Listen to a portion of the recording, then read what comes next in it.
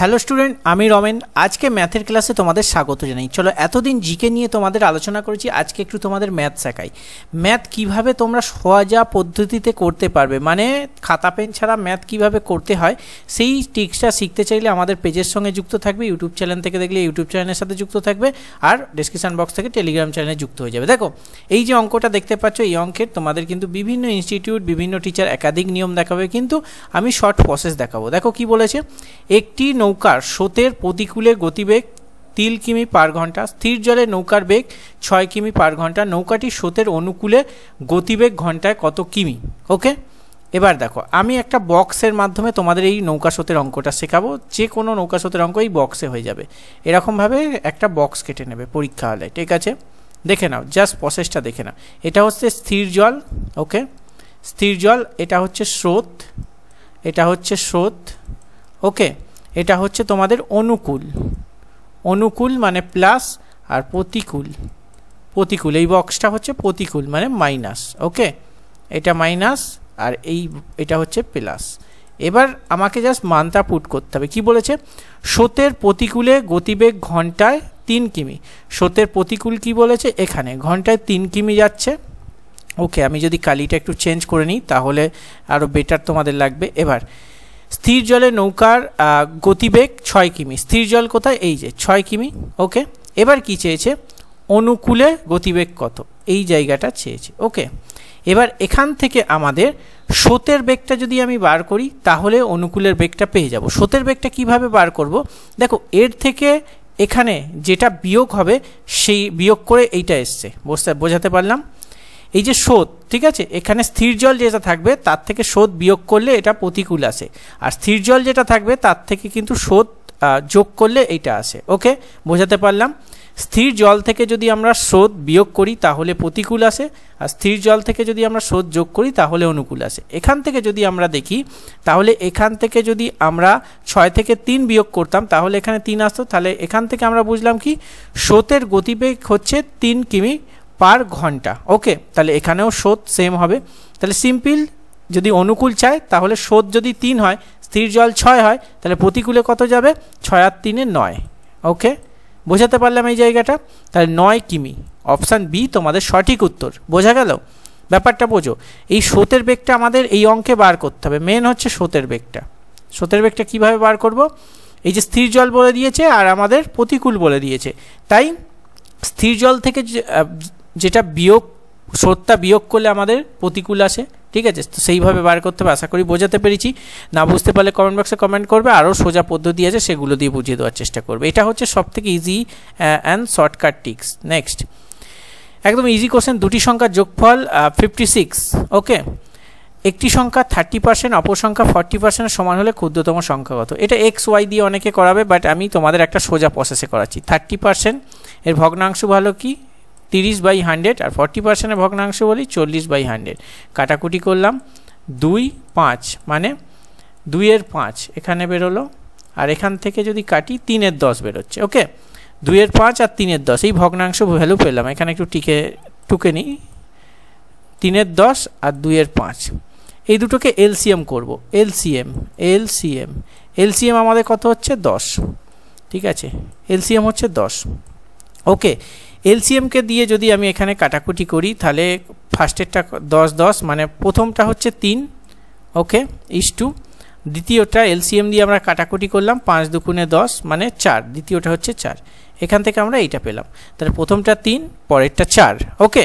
এবার কি বলেছে, এটা প্রথম সংখ্যা মনে করো 3, দ্বিতীয় সংখ্যা 4। এখান থেকে যদি এই জায়গাটা দেখো, দুটি সংখ্যার যোগফল আমাদের কোশ্চেনে বলে দিয়েছে, তাহলে এই দুটো সংখ্যা যোগ করব। যোগ করলে আমাদের কত আসছে, একটু কালিটা চেঞ্জ করে নিই তাহলে তোমাদের হাইলাইট হবে। দুটি সংখ্যার যোগফল হচ্ছে 7। 7-এর ভ্যালু আমাদের কোশ্চেনে বলে দিয়েছে কত, 56। কত গুণ বেশি, 7 8-এ 56, 8। এবার আমাদের ক্ষুদ্রতম সংখ্যা চেয়েছে, ক্ষুদ্রতম 3, 3-এর 8 গুণ 3 আসছে 24। তাহলে সিম্পল তোমাদের উত্তর অপশান বি 24 হবে তোমাদের ক্ষেত্রে সঠিক উত্তর। কতক্ষণ লাগলো, জাস্ট এই প্রসেসে করবে, না এক্স ওয়াই না কিছু, ওই প্রসেসে যাবে না, এই প্রসেসে করার চেষ্টা করবে, দেখবে তাড়াতাড়ি হয়ে যাবে, মুখে মুখেও হয়ে যাবে। এই অঙ্ক প্র্যাকটিস করলে মুখে মুখে পারবে তোমরা। নেক্সট, এই ধরনের অঙ্ক তোমাদের কেমন লাগছে একটু কমেন্ট বক্সে জানিও। এই ধরনের অঙ্ক তোমাদের ঠিক আছে ওয়েস্ট বেঙ্গলে মানে খুব কম টিচার আছে যারা শেখায়, তাও তারা পেড ব্যাচে শেখায়, ফ্রিতে দেয় না। ঠিক আছে, দুটি সংখ্যার অনুপাত 3:5 এবং গসাগু 8 হলে সংখ্যা দুটির লসাগু কত? একদম ইজি বেসিক, তোমরা জানো। দুটি সংখ্যা ধরে নাও, মনে করো এ আর বি, এই দুটি সংখ্যা, এ হচ্ছে 3, বি হচ্ছে 5। ওকে, তাহলে এর কি বলেছে গসাগু, এই সিএফ এর গসাগু হচ্ছে তোমাদের 8, বোঝাতে পারলাম? এর গসাগু 8 বলে দিয়েছে কোশ্চেনে। তাহলে এই 3 আর 5-এর গসাগু কত আগে আমাদের বার করতে হবে। এই সিএফ কত? এই সিএফ হচ্ছে 1, এই 1-এর ভ্যালু হচ্ছে 8, মানে কত? 8 গুণ বেশি, তাই তো? 8 গুণ বেশি হলো। এবার আমরা কি করব? সিম্পল, আমি একটু কালিটা চেঞ্জ করে নিই তোমাদের। এখানে তোমরা এবার এই যে 1-এর ভ্যালু তো 8, তাহলে সিম্পল 3কে 8 দিয়ে 24, একটি সংখ্যা হবে 24, দ্বিতীয়টি 5কে 8 দিয়ে 5 8-এ 40, তাহলে একটি সংখ্যা হচ্ছে তোমাদের 24, দ্বিতীয়টি হচ্ছে 40। এই দুটোর যদি তোমরা লসাগু করো, লসাগু এই 24 আর 40-এর তোমরা যদি লসাগু করো তাহলে দেখবে 120 পাবে। ওটা তোমাদের করিয়ে দিতে হবে না, আশা করি তোমরা প্রত্যেকে পারবে, কম্পিটিটিভ এক্সামে দিচ্ছ। তো 24 আর 40 এই দুটোর লসাগু করে যে লসাগু হবে সেটাই তোমাদের এই অঙ্কের উত্তর, মানে 120, মানে অপশান বি তোমাদের সঠিক উত্তর। নেক্সট, সেম অঙ্ক আরেকবার আমি তোমাদের বোঝাচ্ছি। একটি সংখ্যা 3, দ্বিতীয়টি হচ্ছে 4। ওকে, তাদের গসাগু বলেছে এখানে 4, তাহলে এই দুটোর গসাগু করব। গসাগু, এই সংখ্যা দুটোর গসাগু কত? 1, তাহলে 1-এর ভ্যালু 4, মানে কত? 4 গুণ বেশি। তাহলে সিম্পল আমাদের কালিটা চেঞ্জ করে নিই, আরও বেটার লাগবে। তো সিম্পল এই 4 গুণ বেশি, তাহলে সিম্পল 3কে 4 দিয়ে গুণ করে দেবো, 3 4 12, একটি সংখ্যা 12, দ্বিতীয় সংখ্যা এর 4 গুণ 16। ওকে, তাহলে 12 আর 16 এর যদি লসাগু করো, আমাদের লসাগু চেয়েছে, তা 4 দিয়ে করো, 3 4 12, 4 4 16, তাহলে এখানে কত? 4 × 3 × 4, 4 6 16, 3 16 48, 48 তোমাদের অ্যান্সার। ঠিক আছে, কতক্ষণ লাগলো? মানে অপশান ডি সঠিক উত্তর।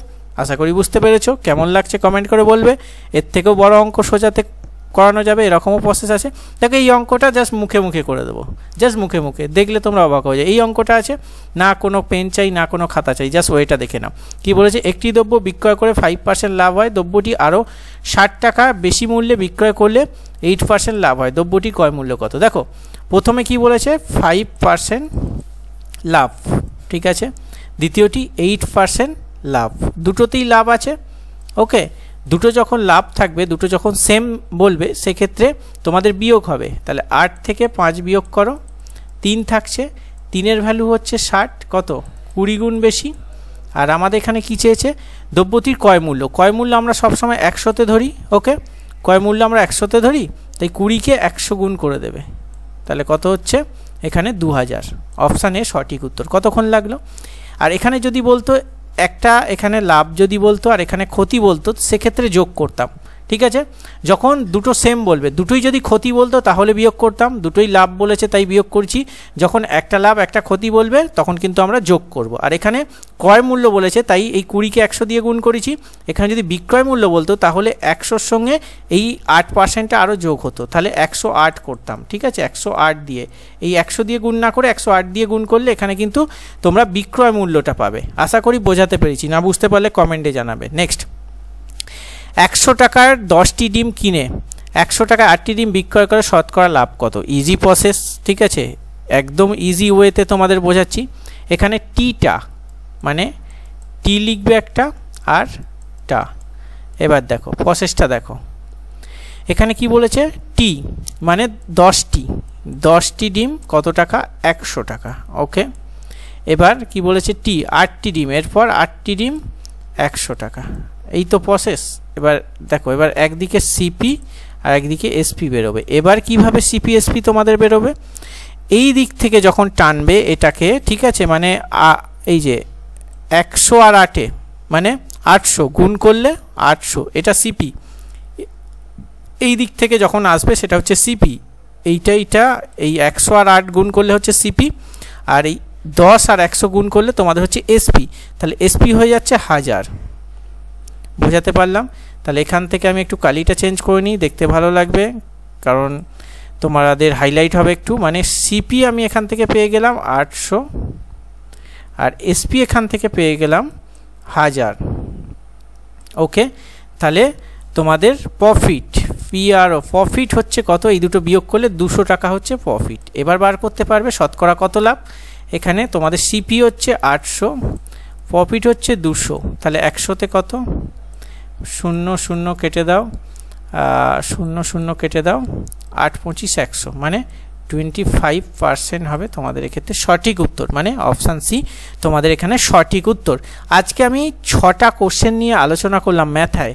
এই ম্যাথের 6টা কোশ্চেন তোমাদের কেমন লেগেছে বলবে, আর এই প্রসেসগুলো তোমাদের মাথায় ঢুকছে কিনা সেটা বলবে, কারণ আমি যেটা দিচ্ছি সেটা তোমরা নিতে পারছো কিনা সেটাও তো একটা বোঝার ব্যাপার আছে। তাই 6টা কোশ্চেন নিয়ে আলোচনা করলাম। পরবর্তী ক্লাসে আমরা ধীরে ধীরে আরও অনেক কোশ্চেন নিয়ে আলোচনা করব। আগামী দিনে একটা ম্যাথের শিডিউল করে দেবো। একটু একটা মাস ওয়েট করে যাও, একটা মাস প্রচণ্ড ব্যস্ত আছি, যার জন্য একটুখানি তোমাদের আমি ক্লাস দিতে পারছি না, শুধু জিকে ক্লাস দিয়ে চালাচ্ছি, কারণ ম্যাথের ক্লাস দিতে গেলে সেটা টাইপিং করতে অনেকটা সময় লাগে। তো একটু মেডিকেল কন্ডিশন আছে, যার জন্য আমি একটু মানে সময় পাচ্ছি না। ঠিক আছে, সে যাই হোক, আগামী নেক্সট মাস থেকে চেষ্টা করব তোমাদের একটা ম্যাথের শিডিউল করে দেওয়া, একটা নির্দিষ্ট টাইমে ম্যাথের ক্লাস দেবো। ঠিক আছে, আগে প্রসেসগুলো কেমন লাগছে সেটা বলো, তারপর আমি যেটা জানি সেটা তোমাদের শেখাচ্ছি। তোমাদের সেটা শিখতে পারছো কি না পারছো, কীরকম লাগছে ক্লাসটা, সেটা তোমাদের ফিডব্যাকের উপর নির্ভর করবে সমস্ত কিছু। ফ্রিতে এই ধরনের টিক্স তোমাদের কেউ শেখাবে না। ঠিক আছে, একটুখানি বলে দিলাম। আর ওয়েস্ট বেঙ্গলে এই ধরনের টিক্স খুব কম টিচার শেখায়, যারা শেখায় তারা তাদের পেড ব্যাচে শেখায়। ঠিক আছে, অঙ্ক নিয়ে ভয় পাওয়ার কিছু নেই, অবশ্যই আমাদের পেজের সাথে যুক্ত থেকো। আমি আছি, আমি রমেন স্যার, তোমাদের আশা করি একদম ইজি টিক্সের মাধ্যমে ম্যাথ শেখাবো, যেখানে ম্যাথের ভয়টা তোমাদের দূর করাবো। ঠিক আছে, চলো লাইক করে শেয়ার করে দিও, আর অবশ্যই জয়েন্ট থেকো, টেলিগ্রাম চ্যানেলে যুক্ত থেকো। চলো দেখা হচ্ছে নেক্সট ক্লাসে, তখন সুস্থ থাকবে, ভালো থাকবে। জয় হিন্দ, বন্দে মাতরম।